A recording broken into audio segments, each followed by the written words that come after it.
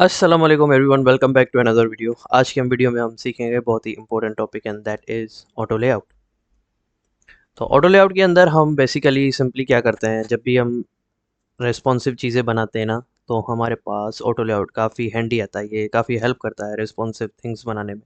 आपको किसी फ़ोन के अंदर बॉटम नेविगेशन रेस्पॉन्सिव बनानी हो, कोई फ़ोन की स्क्रीन रेस्पॉन्सिव बनानी हो वर्टिकली, फॉर एग्जांपल आप रोटेट कर रहे हैं फ़ोन को, तो उस हिसाब से वो सारे मामलात होने चाहिए। अनदर थिंग, आप कोई वेबसाइट बना रहे हैं, रिस्पॉन्सिव वेबसाइट बना रहे हैं, तो ऑटो लेआउट जो है काफ़ी हेल्प करता है इन चीज़ों को मद्देनज़र रखते हुए।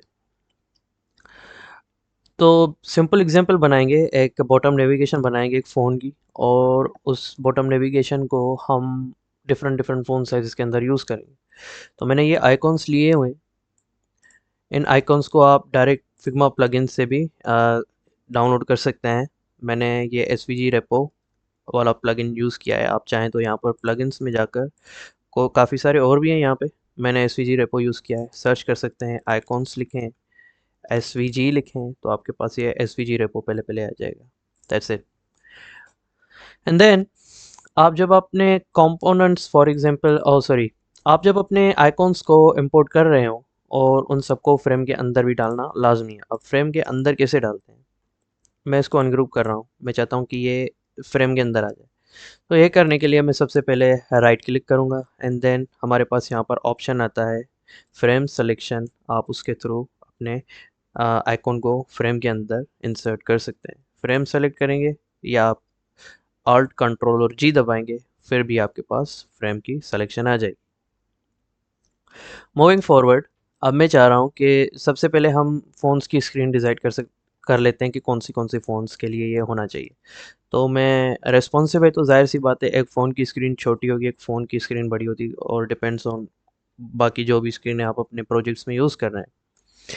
मैं एक आईफोन 16 प्रो का ले रहा हूँ, एंड देन मैं दोबारा एफ दबाऊंगा, and then iPhone 16 pro max, मैं इन दोनों को ले रहा हूँ। मैं चाहता हूँ कि ये जो आइकॉन्स है ये इंडिविजुअली कंपोनेंट्स हो। मैं इनको सेलेक्ट करूँगा ना, जब मैं इसको कंपोनेंट बनाऊँगा, तो प्रॉब्लम ये आ रही है क्रिएट कंपोनेंट की, कि मैं इसको कंपोनेंट बनाऊँगा तो ये सारा जो है ना, एक फ्रेम बनाकर सारा कंपोनेंट बन जाएगा, ये सारे आइकॉन्स कंपोनेंट बन जाएंगे। मैं क्या चाहता हूँ कि ये जो आइकॉन्स है वो इंडिविजुअली एक एक करके अलग अलग से कंपोनेंट हो। तो मैं ये नहीं चाहता कि ये सारे फ्रेम में ही कंपोनेंट बन जाए। मैं इन सारों को सेलेक्ट करूँगा, यहाँ पर जाऊँगा, क्रिएट मल्टीपल कंपोनेंट्स को प्रेस करूँगा, और ये सारे अलग अलग से कंपोनेंट्स बन जाएंगे। ओके, इजी है। एंड देन फॉर एग्जांपल ये अलग अलग से अलाइंड है, तो आप इसको अलाइन भी कर सकते हैं। इनको लाइन में लाकर सेलेक्ट करें, और यहाँ पर पोजीशन में आप देखेंगे ना, वर्टिकल अलाइन करेंगे तो ये वर्टिकली इक्वली अलाइन हो जाएंगे। एंड देन आप डिस्ट्रीब्यूट भी कर सकते हैं वर्टिकली इनको। इजी है, दैट्स इट। या फिर आप एक और काम कर सकते हैं कि ये एक दूसरे के ऊपर ओवरलैप कर रहे हैं, शिफ्ट ए को प्रेस करें, आपके पास ऑटो लेआउट आ जाएगा, जो कि आज का हमारा मेन सब्जेक्ट है। ऑटो लेआउट में जाएंगे, ठीक है, ये अलाइन नहीं हुआ, इसको अलाइन करेंगे। आप देखेंगे ना यहाँ पर ऑटो लेआउट के अंदर यहाँ पर ऑप्शन आएगा, ठीक है। आप इसको अलाइन सेंटर कर दें, ठीक है। तो ये सारा जो है ऑटो लेआउट का एक बार आ गया हमारे पास। आप यहाँ चाहें तो इसकी अंदर की स्पेसिंग जो है वो बढ़ा सकते हैं, कम कर सकते हैं, या आप कोई रैंडम नंबर देकर स्पेसिंग इसकी बढ़ा सकते हैं या कम कर सकते हैं। ओके, आप चाहें तो इसको वर्टिकल कर सकते हैं। By default auto layout horizontal होता है, तो and by default I guess नए फिग्मा अपडेट में ये रैप है। ऑटो लेआउट हॉरिजॉन्टल पुराने फिग्मास में होता है, आई गेस अभी तक होता है, I am not sure. And आप इसकी पैडिंग बढ़ा सकते हैं, पैडिंग बढ़ रही है, ठीक है, आप देख रहे हैं पैडिंग। अब पैडिंग बेसिकली क्या है कि आपका जो फॉर एग्जांपल ये कंपोनेंट है, इसके अंदर डिफरेंट डिफरेंट जो डिव है, पूरा आपका ये बॉक्स जो है, उसके बॉक्स के जो ना साइड्स के पैडिंग जो है वो ये बढ़ा रहा है। और आप अगर चाहें तो टॉप टू बॉटम भी पैडिंग बढ़ा सकते हैं। ये आप देखें, टॉप टू बॉटम आपकी पैडिंग आ गई, लेकिन I don't want it for now. So यहाँ पर मैं इसको ला रहा हूँ फ्रेम के अंदर, ठीक है। साइजिंग आप अगर चाहें तो अपने हिसाब से साइजिंग रख सकते हैं। अब मैं इसको यहाँ पर ला रहा हूँ, मैं इसको बॉटम लेफ्ट कॉर्नर पे रख रहा हूँ और मैं इसकी स्पेसिंग जो है वो बढ़ाना चाह रहा हूँ।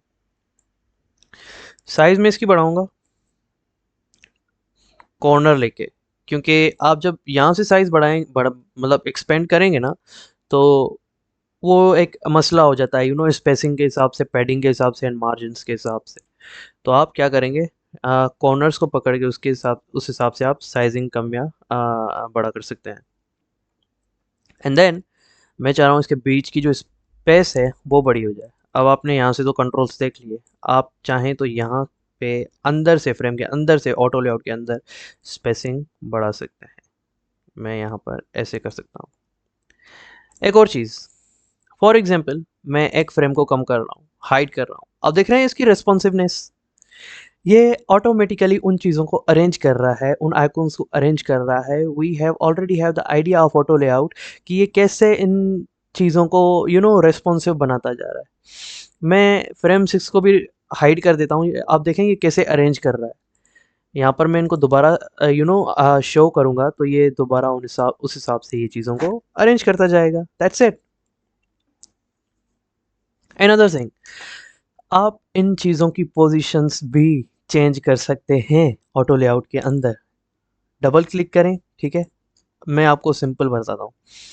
फ्रेम को सेलेक्ट करें ऑटो लेआउट के, किसी एक आइकॉन को डबल क्लिक करें, उसको ड्रैग एंड ड्रॉप करें इसकी प्लेस में। मैं चाह रहा हूँ कि ये जो सर्च बार है वो टिकट वाली साइड आ जाए। मैं इसको सेलेक्ट करूँगा, मैं यहाँ पर चाहता हूँ होम पेज। मैं अब चाहता हूँ कि सबसे पहले होम आइकन आए, उसके बाद हमारे पास सर्च आए, एंड देन हमारे पास टिकट आए, एंड देन हमारे पास एक अवतार आए। ठीक है, सी that's how the magic works, तो किसी और फ्रेम के अंदर अगर मैं इसको ला रहा हूँ, मैं ऑल्ट दबाऊंगा, क्लिक करके होल्ड करूंगा और यहाँ पर इसको ड्रैग करूंगा। ठीक है, मैं इसको यहाँ पर ड्रैग कर रहा हूँ। ऑलराइट, तो आप देखेंगे कैसे इन चीज़ों को रेस्पॉन्सिव बनाता जा रहा है। आप साइज बड़ी करेंगे, इस हिसाब से आप देख रहे हैं मैं यहाँ तक चाह रहा हूँ। अदरवाइज मैं इसको डिलीट करके यहाँ पर ला रहा हूँ, इसको ऑल्ट दबा के।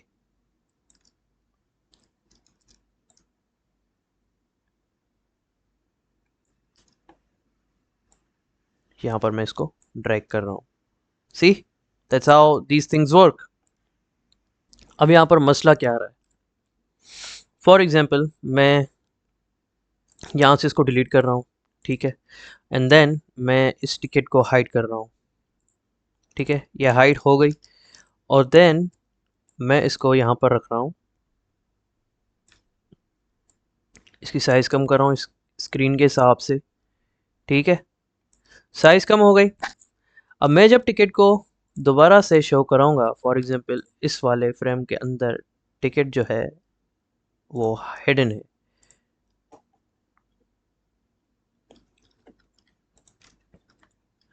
या एक काम करते हैं, इस बड़ी वाली स्क्रीन के हिसाब से हम टिकट्स को एडजस्ट करते हैं। मैं इसको ऐसे रख रहा हूँ, ठीक है, एंड देन मैं इसको मूव कर रहा हूँ, यहाँ पर टिकट को हाइड कर देते हैं। मैं इसको यहाँ पर मूव कर रहा हूँ और यहाँ पर रख रहा हूँ। ओके,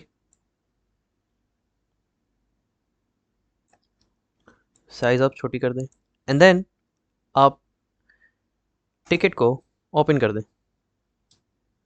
यहाँ पर तो ठीक है, आ गई, एंड देन इस फ्रेम के अंदर आप टिकट को आप जब देखेंगे तो यहाँ पर रेस्पॉन्सिवनेस हमारे पास काम नहीं आ रही। इस स्क्रीन पे तो सही आ रही है, लेकिन हम क्या चाहते हैं, ये ऑटो लेआउट की हेल्प से ऑटोमेटिकली रेस्पॉन्सिव हो जाए। तो उसके लिए आपको नेक्स्ट वीडियो का इंतज़ार करना पड़ेगा। टिल देन आप ऑटो लेआउट को एक्सप्लोर करें, हो सकता है आप खुद ही कर पाएँ, तो दिस इज़ योर टास्क। आप ऑटो लेआउट को खुद यूज़ करें, ठीक है, इसको रेस्पॉन्सिव बनाएं। Till then see you in next video. अल्लाह हाफिज़।